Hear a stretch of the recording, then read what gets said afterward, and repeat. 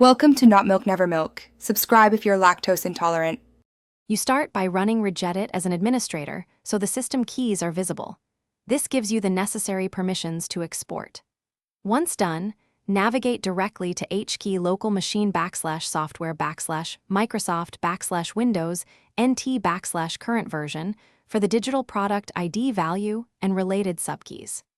Make sure to right-click the current version node and choose Export, then save the reg file to an encrypted USB or an encrypted folder.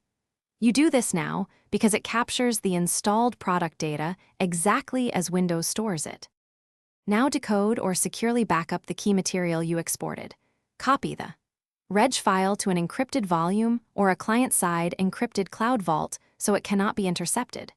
Then use a reputable local key decoder utility or a verified PowerShell script to extract the readable product key from digital product ID. Do not paste the binary into web pages. Make sure to record the product key, installation ID, and HWID in an encrypted note manager so you can reinstall or reactivate without relying on the original machine. To finish, import the reg file back into Regedit or apply the decoded key with slmgr. VBS/IPK followed by slmgr. VBS/auto to attempt online activation. You do this to bind the key to the target installation. If activation fails, make sure the Windows Edition and HWID match the original machine because Edition mismatches block activation.